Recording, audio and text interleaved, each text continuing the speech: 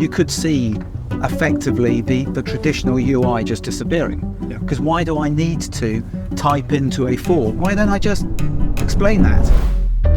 Welcome to the On the Road to Salesforce Success series that we're doing, and I'm delighted to have my co-founder Adrian King, CTO, COO of Elements.cloud, sitting with me in a cab in one of the more strange internal meetings that we've ever had. Salesforce specific, what's your favorite Salesforce feature? What they've managed to do, and it's taken years, I mean it's taken a decade plus, is they've actually created a declarative platform for building business processes in against data that genuinely is powerful and works. So probably Flow is my favorite Salesforce feature. The amount of change that's going on now with AI, data cloud. I mean, first question around that space would be, at one extreme, people are talking about it as a complete game changer. At the other extreme, people are saying, yeah, maybe, but right now it's complete hype. Where do you feel we are? I think if we were to time travel ourselves forward 5 years and look back, I think the next 5 years will be a profound shift for the Salesforce ecosystem as this technology comes through. I actually want tools like Data Cloud to absolutely assist us in making sure that we send relevant information to clients and prospects. Yeah, and critically, when, not just relevant, but when they want. Well, timely. But in 5 years' time, we'll be having completely different experience of how we engage with digital technologies. It will move to a much more conversational.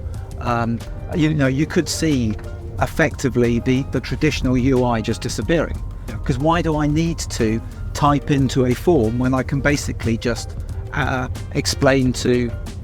a conversation with the system to go, yeah, create me an opportunity. I think it's going to close on the 28th of October. Value is going to be 100,000.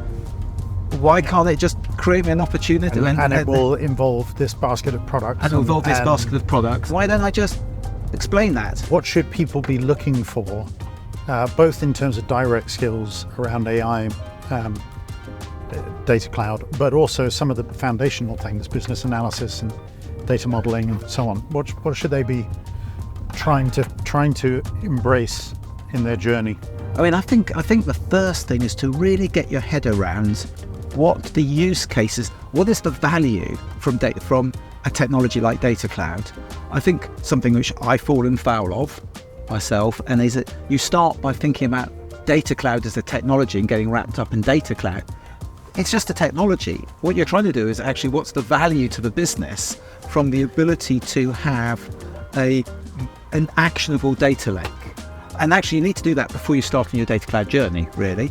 So yes, there's a lot you can do and a lot you should be doing before you rush into using Data Cloud. Yeah, I mean, there's an argument that says, use Data Cloud, the potential of Data Cloud as a catalyst to go and do these basics well, as a business case to say, right, we're going to have to do this, otherwise that door is going to be closed to us. Yeah. And then if you decide not to go ahead with it, you've probably already made a massive return on investment anyway.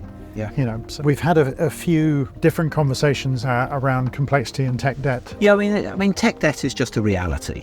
I always joke, you write a line of code, you have some tech debt. It is very, very, very hard. You should try and avoid technical debt, but it's actually very hard to have no technical debt. But not all technical debt is equal.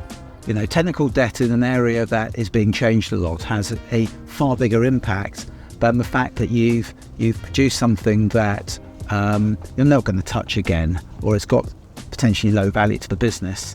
And when you're talking about debt, whether it's financial debt, you worry about the interest rate. If somebody's willing to give you £1 million at 0% with no expiry date, happy days. Whereas paying credit card interest rates is pretty painful. Exactly the same applies to technical debt in IT systems.